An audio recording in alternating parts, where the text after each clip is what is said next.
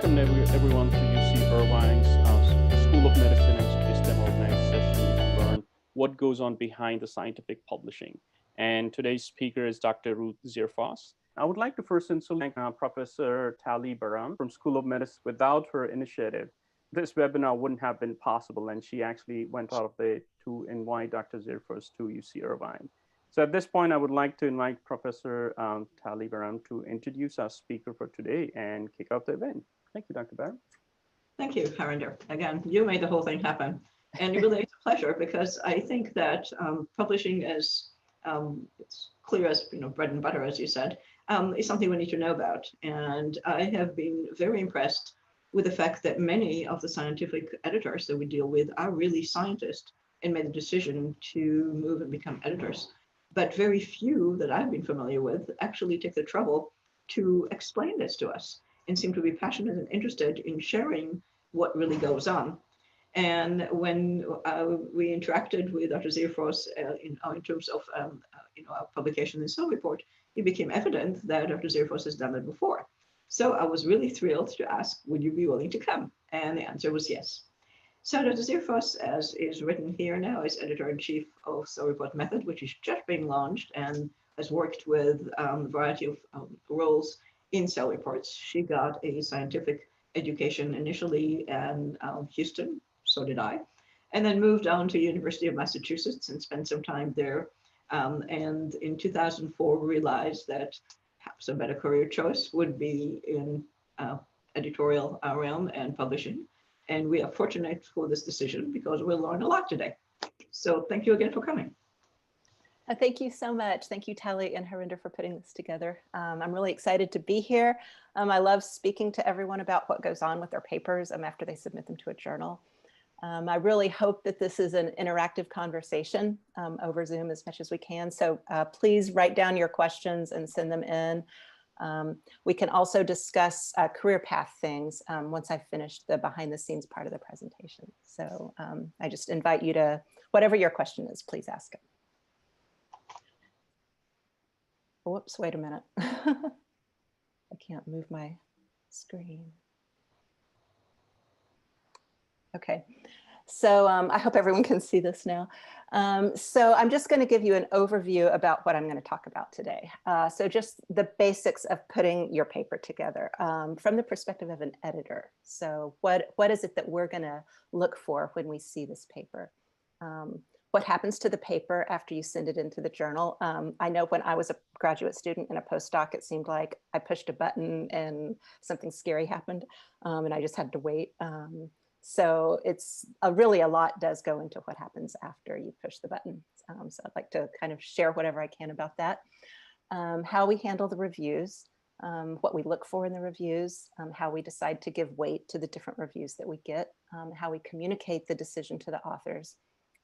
And then just some best practices, both for authors and reviewers, because authors and reviewers are the same people. And I think it's easy to lose sight of that. And so you want to keep that in mind at all times. And then I'll just give you a little bit of, I guess, an advertisement for Cell Press, Cell Reports. And the new journal has not yet been launched, but it will soon be Cell Reports Methods. So basically, a journal is fundamentally a collaboration between a lot of different people. It takes a lot of work to put a journal together. Primarily the authors who they conduct the experiments, submit the work. That is the core of the journal. The editors, our job is to collate a cohesive set of work at a certain quality level, looking at broadly at the content of the paper. Scientific topic for what we've designed as the scope of the journal that we're putting together. The reviewers assure the scientific quality of the work, and they also give us some broad insight into whether they think the work is interesting. And also our editorial board, they're an invaluable source of information. We reach out to them for advice a lot. And we all have the same overall goal. So authors, editors, reviewers, and our editorial board, we all want to publish papers. We all want to publish good papers and put them together in a way that's going to advance the knowledge of the community in a reproducible and solid way. And that's the goal. So the first step is writing and submitting the paper. And I know for me, it seemed like all of the work was in this first bullet point here, doing the research before writing. But really, it's worthwhile to pay attention to the steps that come beyond that, such as choosing a journal. There are lots and lots of journals to choose from. And they each, a lot of them have a unique scope that they're looking for. So you want to make sure that the paper that the journal that you're choosing is broadly similar to the type of paper that you're trying to submit to the journal. Preparing the manuscript and preparing the cover letter. I'm going to go through each of these in more detail here. So the first is building the manuscript, putting the manuscript together. It's when editors are reading papers at a busy journal, we have a lot of papers to read. And one of the most useful things you can do is in a clear way at the beginning of a paper in the abstract, hopefully, you want to identify the gap in knowledge that you're filling. I would say that's probably the most important thing that you can do when you're putting your paper together. You want to make that clear. You want to know, the editor wants to know why you're asking the question that you're asking.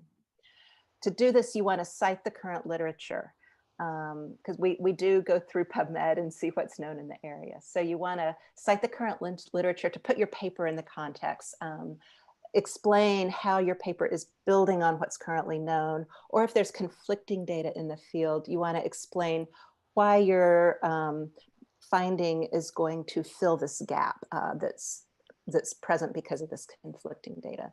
And you do want to make it simple and concise. I think a lot of times there's a tendency to make things seem complicated, and really the simpler things can be, that more easily they can be communicated to a wide variety of people. You want to plan your figures in a very organized way that'll lead to a logically structured argument.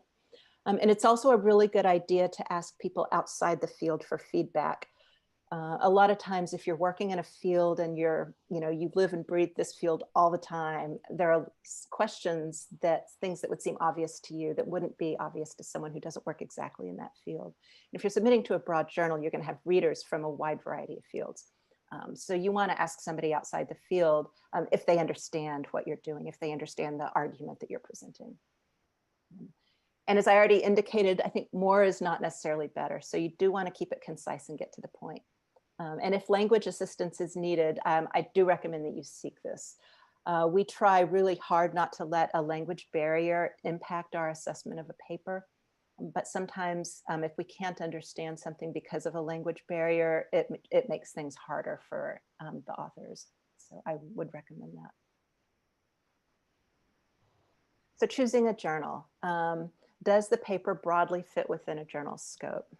So for example, at Cell Press, there are a number of different journals you could choose from, and we each have a defined scope. So for example, Molecular Cell might be looking for a very solid, novel mechanistic insight into how something is happening, whereas Developmental Cell is looking for more of a biological advance into how a part of the organism is developing. So you want to make sure you've targeted the advance that you see in your work to the advance that the journal is looking for. Does the journal publish broadly similar papers? So we recently started publishing reviews at Cell Reports, but I can tell you, we always had people submit reviews to us when we didn't publish any of them. So I think that you can save yourself some time just making sure that the journal is requesting papers that are in line with what you're sending them. You also want to think about the audience that the journal has. If you want people in a certain field to read your paper, you might target that paper for a journal that has a lot of readership in a certain field. Do you read that journal? If you don't, then maybe you might not want to go there, or maybe you would if you want to break into a field. If you're unsure, you can consider sending a pre-submission inquiry. If anyone has questions about those, whether they should do it, I'm happy to answer questions about that later. We evaluate those very quickly, but you can get a broad sense of whether a paper might be in a journal's scope by doing that. And then beware of impact factor obsession. I think you probably will make your life easier if you judge based on the quality of the papers in a specific field that a journal publishes, rather than sort of like starting at the top and going down. So once you decide to submit your paper to a journal, you'll have to write a cover letter. So this is a really useful place to communicate anything with the editor of the paper that you need to say that you couldn't put in the paper itself. So you want to summarize basically the paper's broad relevance and scientific advance in a concise way so that it's clear, and lay this out. This is also a place where you can let the editor know anything else that might be important and relevant to the papers. For example, reviewer exclusions. At Cell Press, we allow 3 reviewer exclusions. People can be excluded for any reason because we understand that it might be necessary in some cases. And you don't have to justify why you're excluding someone. And we don't go to those people. So reviewer suggestions, I love reviewer suggestions because I find them helpful. Sometimes authors will suggest reviewers who are the perfect people. Sometimes they suggest people who are not so appropriate. So don't put your postdoc advisor as your suggested reviewer because we do look for conflicts of interest there. But it can be really helpful for us to see who was suggested to review a paper. And then another thing to keep in mind, if there's anything else related to the paper that we might need to know. So for example, if there's related work in submission elsewhere, if there's an urgent competitive situation, anything else that you need to communicate, that's really what the cover letter is for. The cover letters are confidential. They're not going to be shared with reviewers. So if there's a situation that is important, this is the place to mention them. So that's submitting the paper. So what happens after that? The editors will assess the paper. And so what do we look for? So hopefully I can summarize this. So I think every journal at Cell Press, I think may have a slightly different way of doing this. So I'm going to tell you the way Cell Reports does this. So each paper gets read by an editor thoroughly. There's a single editor who handles each paper and reads it in depth, but we do discuss all of the papers as a group. So we have input from multiple people on every paper. Occasionally we'll seek external advice on a paper. So there's some papers that are faster and some are slower to assess. What we're looking for is the core scientific advance that is presented in the paper. We also try to get a sense of the approaches that the authors are taking. So are the methods that they're using broadly applicable to the question that they're asking? And are they up to date, or are they perhaps not appropriate? So after doing this, we'll make a decision whether to send the paper for review. If we do send it out, we select 2 to 3 reviewers who are people in the field to review the paper. And if we don't send it out, we try to explain as best as we can to the authors why we're not sending it out. So what are we looking for? The first is just a simple scope issue. Is this paper in the scope of the papers that we're trying to publish? Does it address an important question? So sometimes that can get a little bit subjective. A question may be important to one person and not to another person. So that's what editorial discussion is for. And that's also where we might reach out to someone in the field to get insight into whether this question is important or not. How much do the findings advance the field above what's already known? So we do PubMed searches for all of these for every paper that we get to try to see, how big is the increment of advance that's being presented in the paper. So for example, if a protein has 4 phosphorylation sites and you found one more that does the same thing as all the other ones, we might, we see the advance, but we might say that's probably a more incremental advance. It's probably better for a field-specific journal. But a whole new branch of a pathway leading to a new function, that would be a more significant advance. So we're trying to tease out these issues as far as the impact that this finding is going to make. For Cell Reports, we're a broad journal. So we also ask ourselves, are these findings going to be of interest to scientists outside the immediate field, or are these findings going to be of interest only to the people who work exactly on that process? And are the experiments broadly appropriate to answer the question that's being asked? So we send the paper out, we get the reviews back, and what do we do? So this is, I actually have to say, I love reading reviews. So we read the reviews very carefully. I've actually had people ask me, do you read the reviews? Yeah, we do. We read them very carefully. It's very common that reviewers disagree with each other. It's very common. And we have to somehow resolve that very frequently. So I have a paper right now. I think I have one review for accept and one review don't ever publish. So we have to sort this out. It's not simple vote counting. So every paper has multidisciplinary aspects to it. You know, there might, so we end up trying to get reviewers to cover all of these different areas. So we'll have, some reviewers might be a technical reviewer who are brought on for us to evaluate a specific technique, if that's an unusual technique that requires some specific training. Some reviewers might be for a more biological perspective.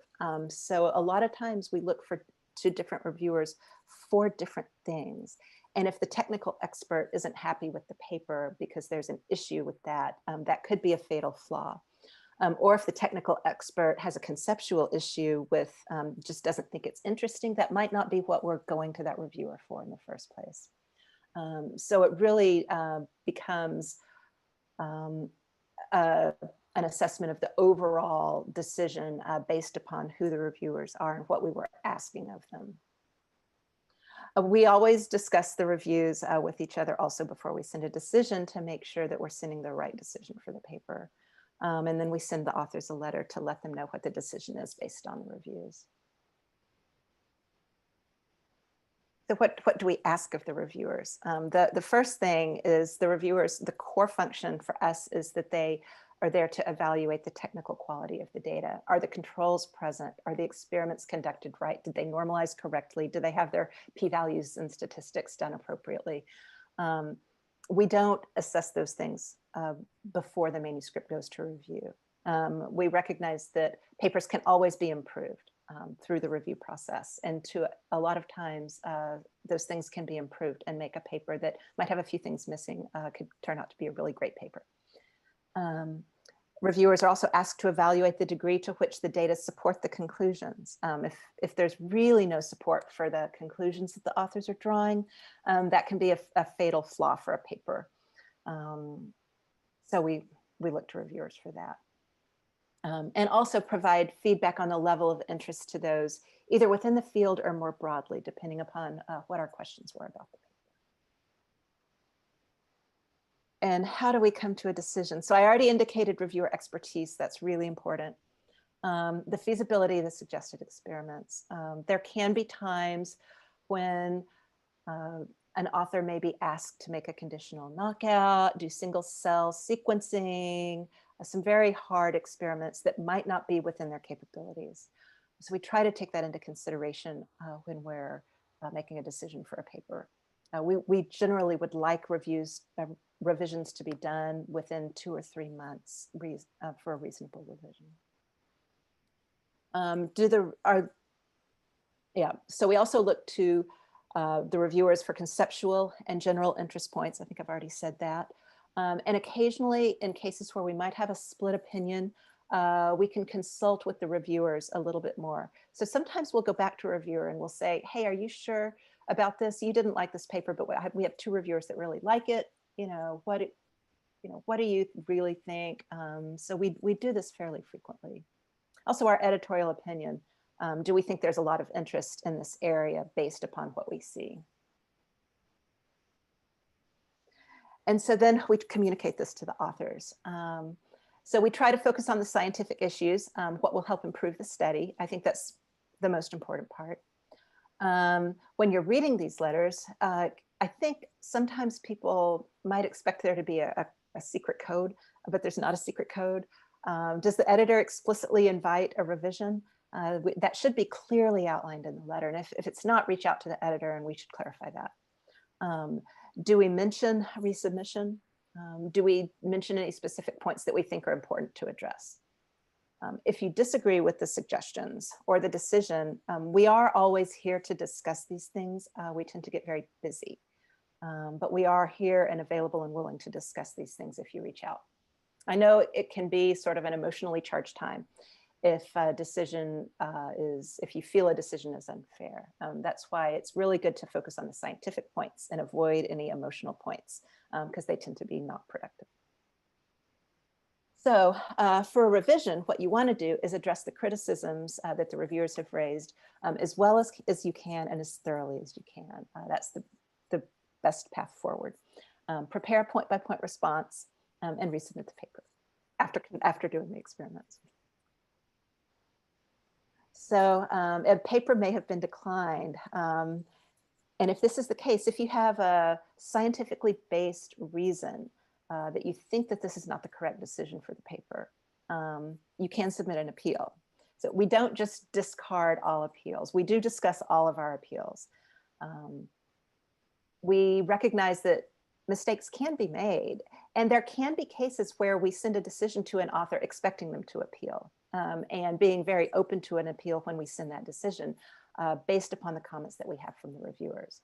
Because we do look to reviewers for technical points to be addressed. They're the technical experts. So it may be that we're rooting for a paper, but we still may have to reject the paper, but we may be very open to reconsidering it if it's a scientifically based argument.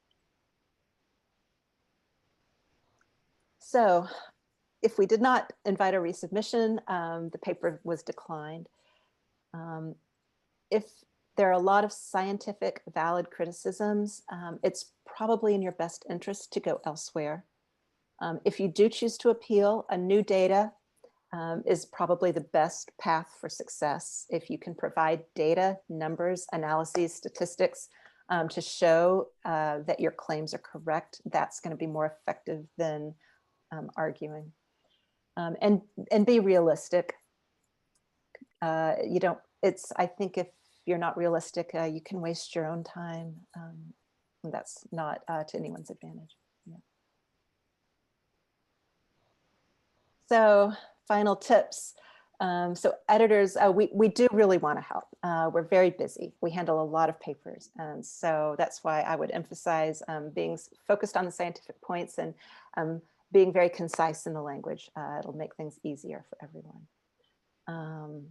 And also wait at least 24 hours before sending in a response. We understand people may have an emotional reaction when they get a decision that they're not happy with, but if you wait 24 hours, it can make the conversation go a little bit more smoothly after that. I'm just going to check the time. Okay. So author responsibilities. So when you're submitting a paper, there are a few things that are really important to keep in mind that can kind of trip up the process if you don't pay attention to them. So ethical approvals for animals and subjects is very important. CellPress now has the STAR methods section.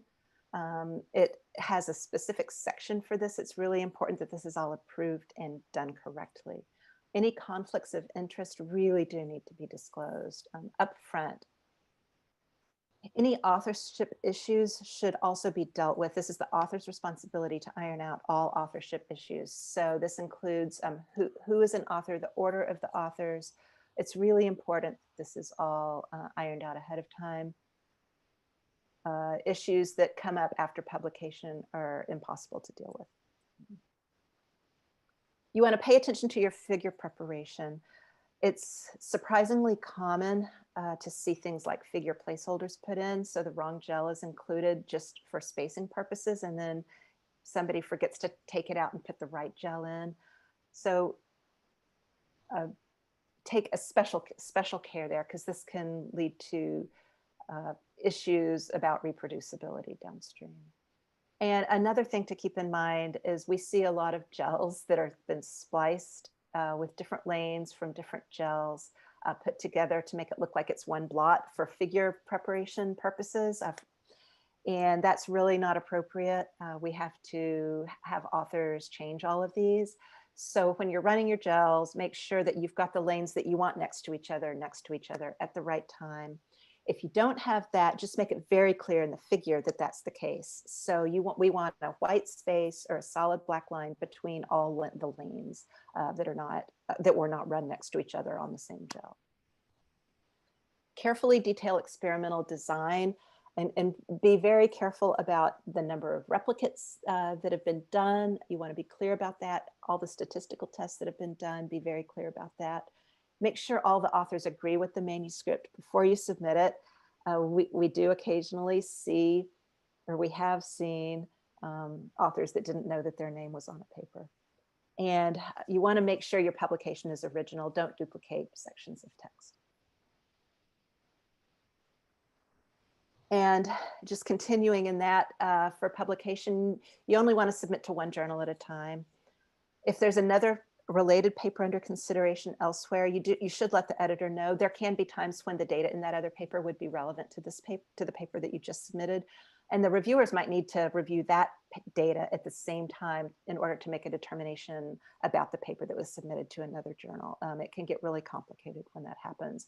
But if that happens, we do need to have access to that other data so that the reviewers can evaluate the current paper fairly. Any conflicts of interest should be declared. Data needs to all be deposited into repositories. And it's really important to provide reagents and raw data post-publication. So reviewers also have responsibility. And the number one is confidentiality. So we do allow collaborators or colleagues to help with reviews, but you really need to run this by the editor before you bring somebody else on board. So junior scientists working in your lab, it's common for them to help in the review, and that's almost always usually fine, but you still need to ask and make sure. It gets a little trickier if it's someone down the hall who's an expert on a specific topic, because we have the conflict of interest information and we can tell whether someone has been excluded. So you really do need to check that. If you're asked to review a paper and you have a conflict of interest that we're not aware of, you do need to disclose this, let the editor know, and we'll tell you if we think that's a serious conflict of interest or not. There's some fields that are very small. Everyone knows each other. Those fields can be tricky. There can be relationships, trainer relationships that we would like to avoid. Also, as a reviewer, you want to speak to the author in a way that you would like to be spoken to if it were your paper. So just be polite, fair, constructive, timely. You want to focus on the scientific technical issues and be clear about it, not overly wordy. And you want to be helpful, offer helpful feedback for the authors. You don't necessarily have to be completely prescriptive, but give them an idea of what you're looking for rather than just issuing broad criticisms. You can ask to see the raw data. If you have questions about it, I do recommend that you do ask to see the raw data, because when the paper comes back, that would be the chance to take a look at the raw data and make sure it looks okay. And there's usually a place to send confidential comments to the editor, which is fine. But the tone and content really should match the tone and content of the comments to the authors. One thing that can happen is there can be some very harsh negative comments made to the editor, and the comments to the author can be very positive. And that causes a lot of problems downstream in the decision-making process. And it becomes difficult to communicate to the authors what the concern was about their paper when comments are made confidentially to us that differ dramatically from the comments to the author. So I'm just gonna switch gear a little bit. I'm gonna talk just a little bit about cell reports, tell you a little bit about the journal, and then we can move into questions, and you can cut me off and we can move straight into questions if you want at any point. So Cell Reports was launched in January 2012. So I can't believe it, that was 8 years ago. We're a high quality open access journal from Cell Press. We're very broad. We cover the entire life sciences. We really like the short single point reports. So these are 4 or 5 figure papers that are designed to address a single question. So what we're not looking for in those is a long, big story with the initial finding, the mechanism, the physiological relevance. We're looking for like one component of that. So the goal of that is to help speed the publication process for authors. We do also publish research articles, and we do publish resources. So a resource would be something like a large data set.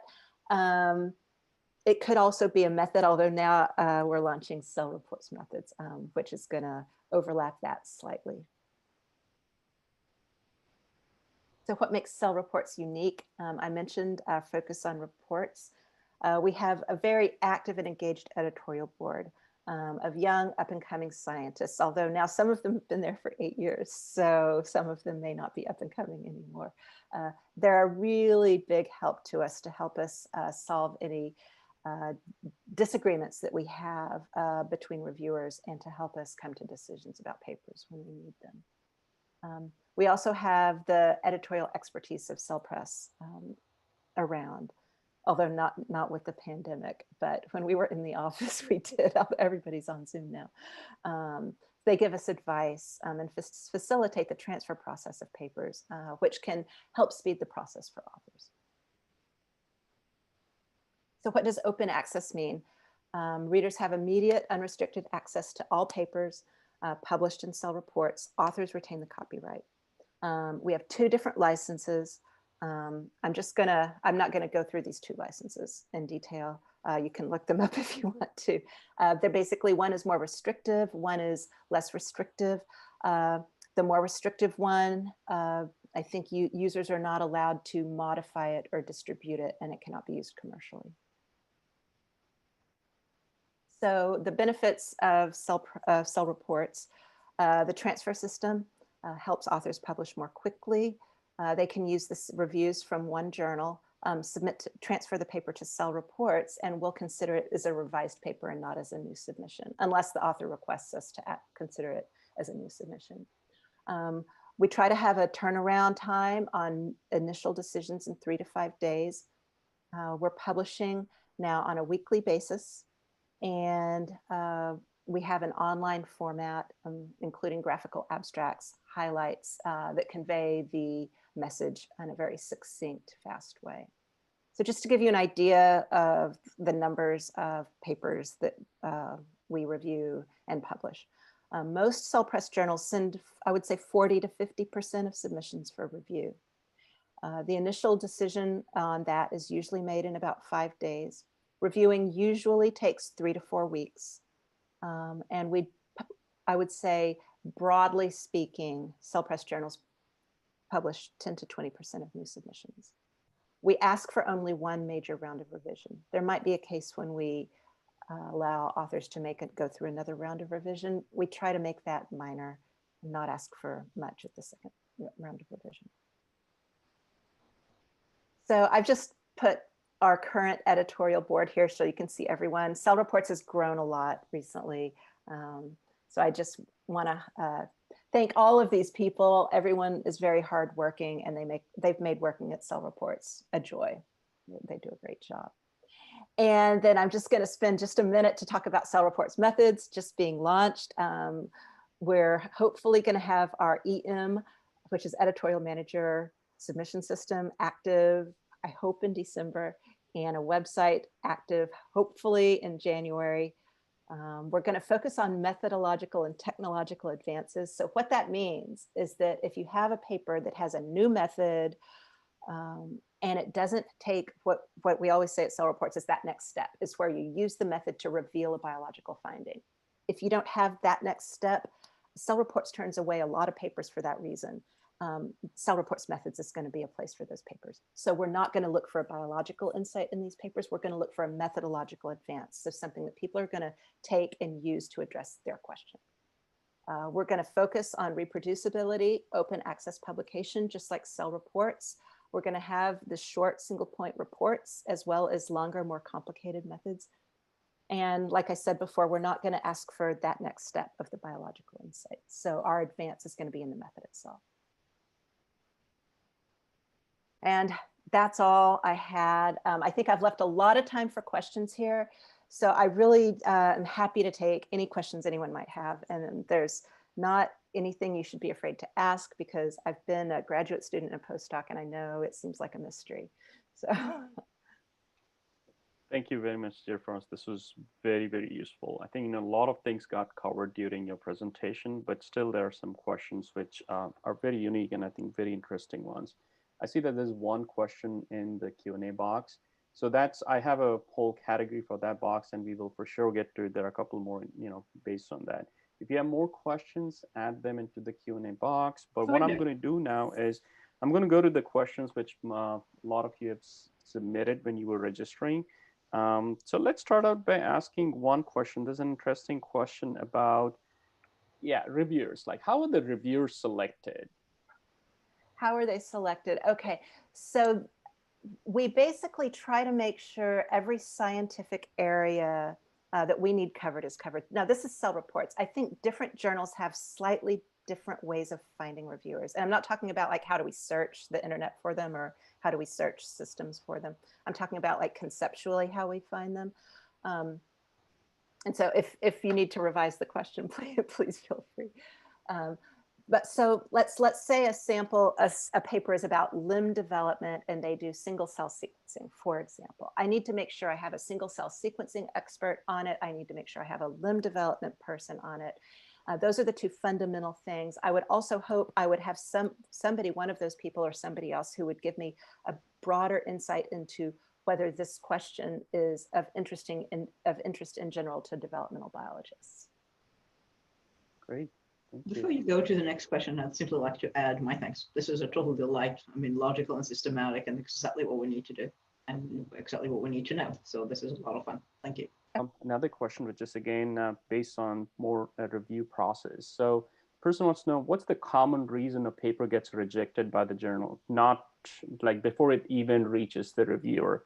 I know you did mention some of the aspects, but something which is very glaring the moment you look at it is like, okay, this is not going to make it. Okay, that's a really tough question because there are a lot of different types of papers. Okay, the most common reason a paper would be rejected editorially. It's very common that we don't think a paper is a conceptual advance. So a lot of times when we go to look in PubMed for related papers, we find a lot of overlapping papers. So we might be able to pull up 50 papers on the same broad topic. And a lot of times we can see that there's a new aspect to the story in the paper that we're looking at, but we think that the overall interest in the field isn't enough to drive interest in that particular finding, given the background of information that's already out there on this topic, if that makes sense to you. So there might be cases where something that looks nitty gritty would be of interest. And that might be if it's a longstanding question for some reason, if it's something that causes a dramatic biological, physiological change, if something's on or off, if there's a biological context where this is required, or if it's been a longstanding question, or if there's disagreement about this. So there might be cases where something that looks like a busy field and a small advance might be more of interest. But that's, I would say, the main reason things are rejected editorially. Yeah.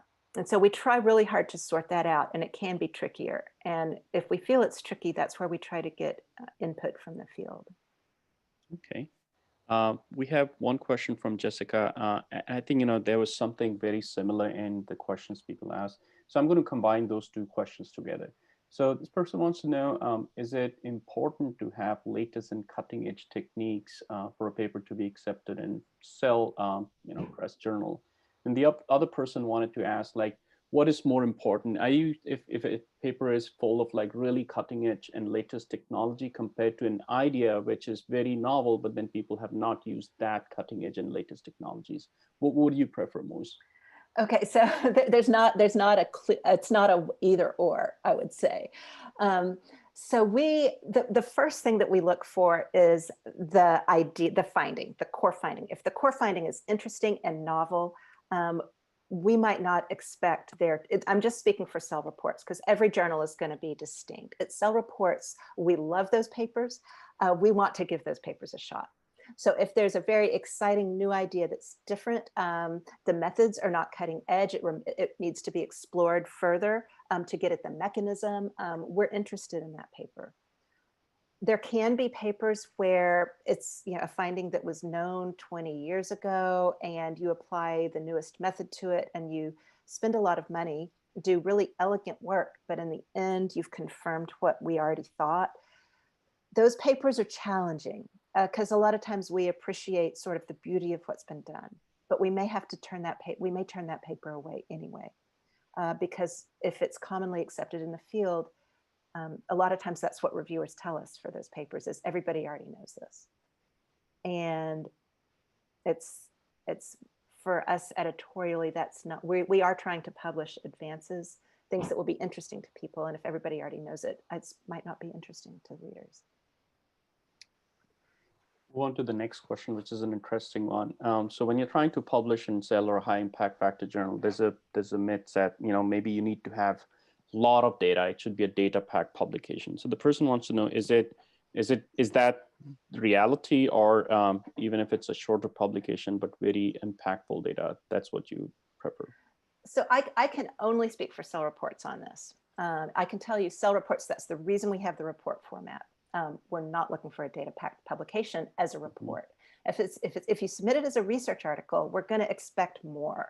We're going to expect a little bit more physiological insight or a little bit more mechanism. We wouldn't expect it to go as far as a cell paper or as deep mechanistically as a molecular cell paper, but we would expect it to be more in depth. But as a report, that's the reason that we have the reports, is for an interesting finding that may not have so much data about it yet. But we do want it to be a robustly supported finding. Mm-hmm. Okay. So there's another question which is a little tricky one, and I'm sure we've either experienced this thing or we believe that maybe that's what's going on. So maybe if you can shed some light on, it's an interesting one. So the person says, could you talk about when the peer review process fails? Example, the reviewers delaying a review of a paper to push their own paper. Yeah, can I talk about that? So obviously we hope this doesn't happen. We really hope this doesn't happen, and we try not to let this happen. I don't know. I mean, I can tell you if it's proven that this happens, if this is proven, this is a hard thing to prove. There are a lot of reasons somebody might be delayed. Well, first of all, the reviewer should not have agreed to review the paper if they have an overlapping paper. So that's a mistake. If it's clear that during that review process, their paper was published while they were holding up another paper, there's a process in place at Cell Press to flag the reviewer so that they're not used again.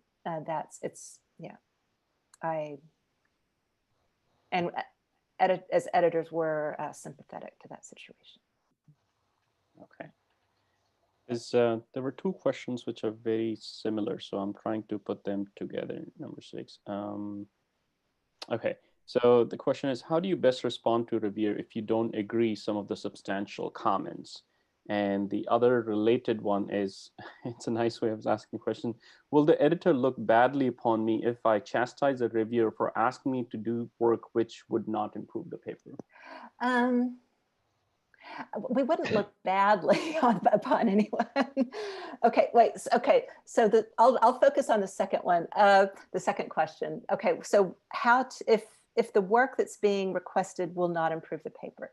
So I would say that work that was requested might not improve the paper from the author's point of view, but it would improve it from the reviewer's point of view, and it might also improve it from the point of view of a broad readership, which we do have a broad readership. So this is fairly common. As an editor, I recommend to focus on the scientific points. There can be times where it's just easiest just to go ahead and do the experiment, even if you may disagree with it, and put it in the paper. And if it's not a very time consuming or expensive experiment, I do think that that's the right approach.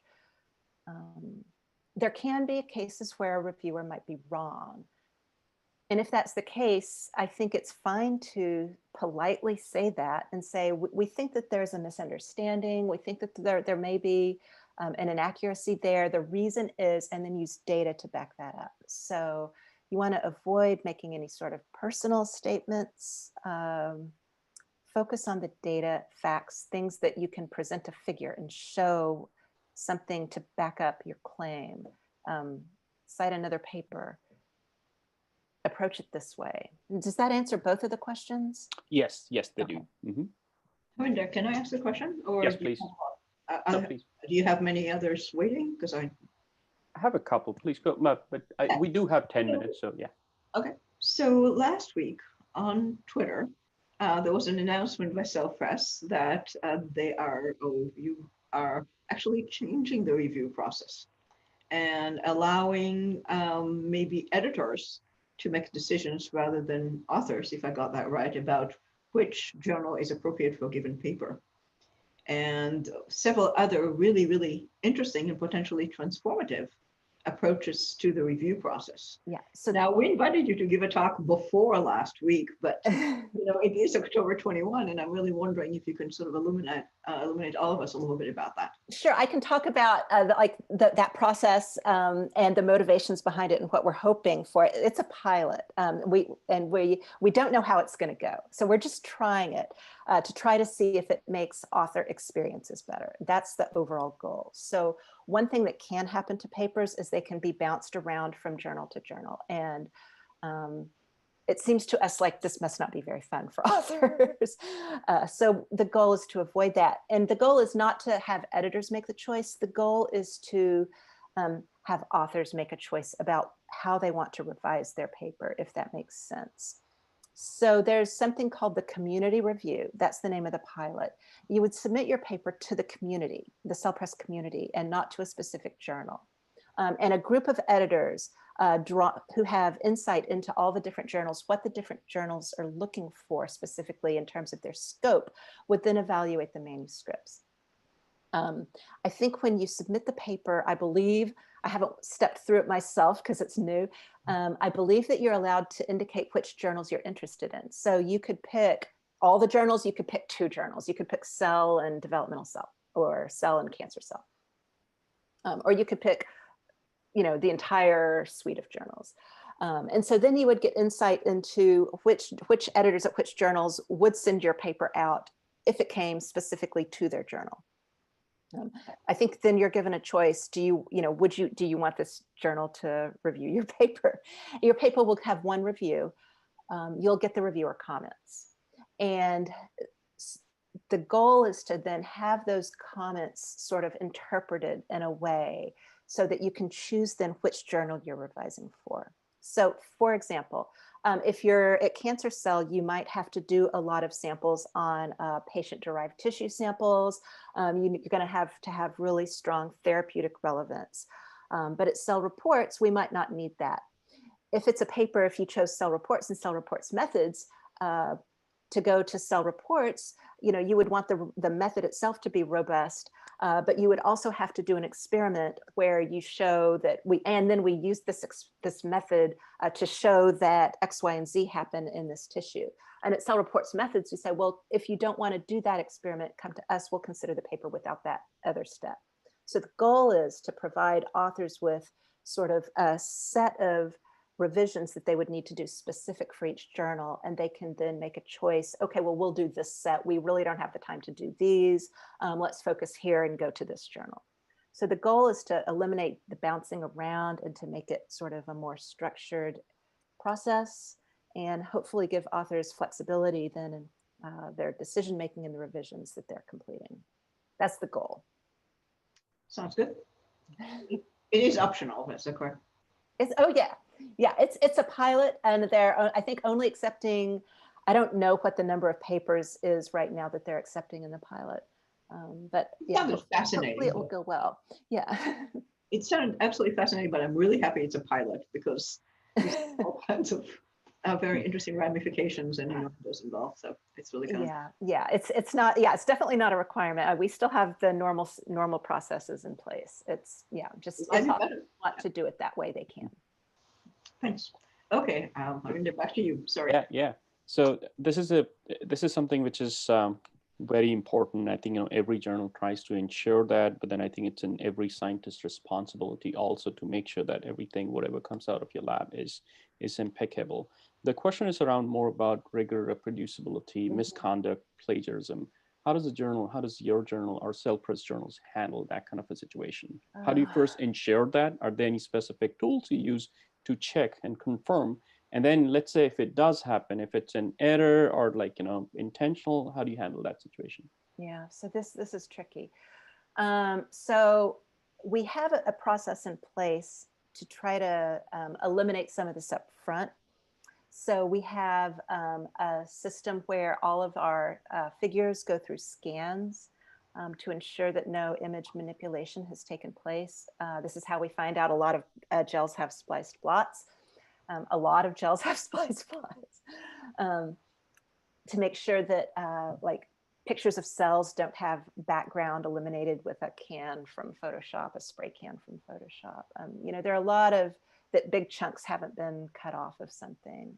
So we check all of that through an image scanning process. That's routine. Every paper goes through this. There can be things that slip through. So there can be image duplications. There can be some that are more egregious than others. There can be some that are accidents. There can be some that were more malicious, which hopefully doesn't happen very often. And so then it becomes a question, if we're aware of that, then it becomes a question of trying to get to the bottom of determining whether this was an accident or whether it was on purpose, whether it's the conclusions of the paper stand, whether they don't stand. Usually there's a process that involves the institution as well as the author at that point to try to, there's an investigation into what happens. It's very time consuming and it's not fun. And in the end, what happens is a determination is made, okay, does this paper need to be retracted? Is it an accidental mistake that can be corrected? And that's the ultimate decision. And it's usually takes a while to get to that point. It's very hard to determine if somebody did something accidentally or on purpose. Mm-hmm. There can be indications that might lead you to believe one way or another. Mm-hmm. But usually the process also involves the institution of the authors. In fact, it always does. Okay, thank you. So we are almost coming to an end, but there are two last questions. And then this first question is more related to the whole scientific publishing world. And then the next one is more on career. So let's finish up with the whole, everything related to publishing. So we are in the middle of a pandemic and a lot of things are changing for everyone and everyone is feeling the ripple effects. How is your journal or the world of publishing changing? We see that a lot of preprints and, non-peer reviewed publications are coming out. So the question is more like, is that helping your journal first to fast track some of the papers who've already gone through preprint? Second, is your journal ensuring that whatever relevant to COVID-19 gets published or submitted, that gets fast tracked? Yeah, we have, we do send all the papers to review, but after review, we do have a fast track process for publication of COVID-19 papers. We see a very large number of COVID-19 papers. So as far as how the pandemic has impacted us, I would say there's some areas in which it's impacted us more than others. It seemed at first like our submissions went way up. I think people working from home were able to get their papers out. So we had a large submission volume. We also saw a large number of COVID-19 papers, very large. A lot of them very preliminary. And so we have to monitor the bar of that area very carefully as far as what the standards that the field is expecting, making sure that what we're publishing is solid, rigorous, reproducible. at the same time as trying to get these papers out because it's a really important topic. So it's a challenging area.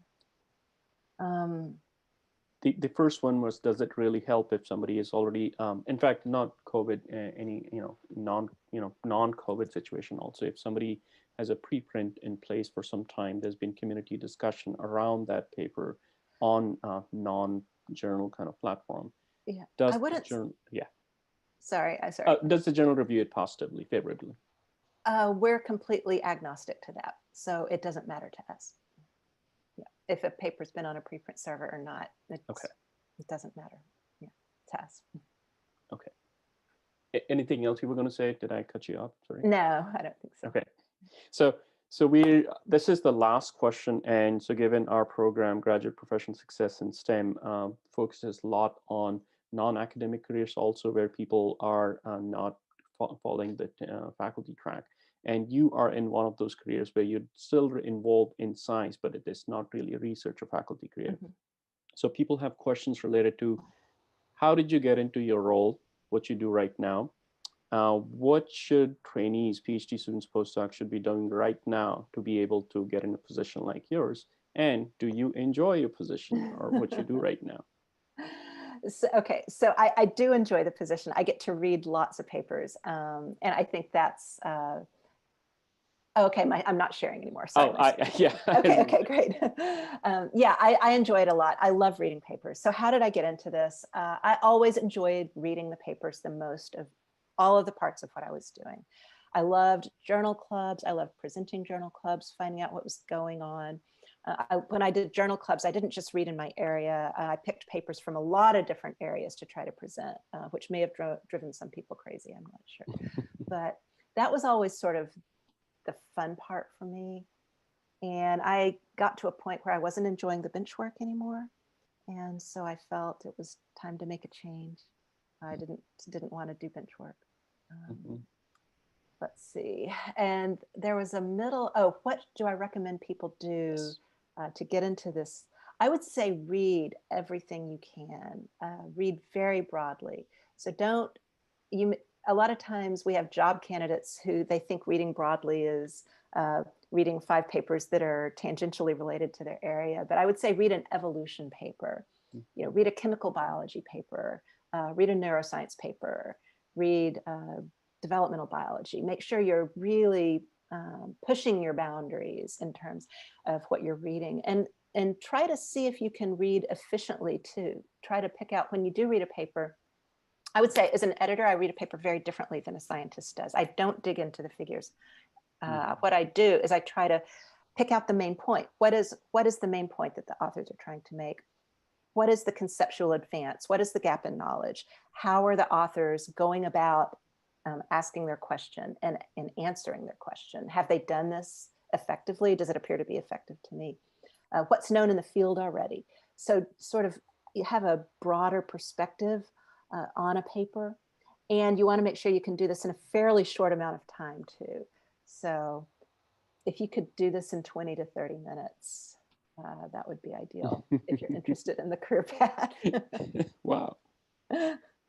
And there's one related question, can you get into the editorial board of a journal or any other related publication career after PhD, or postdoc is required, or maybe, you have to be some research project scientist position, or maybe early faculty and then get into that? So a postdoc is not required. I would say a PhD is required. A postdoc is not required. However, most strong candidates do have some postdoctoral experience. It may not be much. It may be 1 or 2 years. But most candidates who are successful do have that. And the reason is they've just stepped outside of their graduate student comfort zone a little bit, pushed themselves, expanded their thinking in a new scientific area a little bit, and it's helped them to grow so that they're able to see things slightly more broadly. It's certainly not necessary to have faculty experience. I didn't have faculty experience.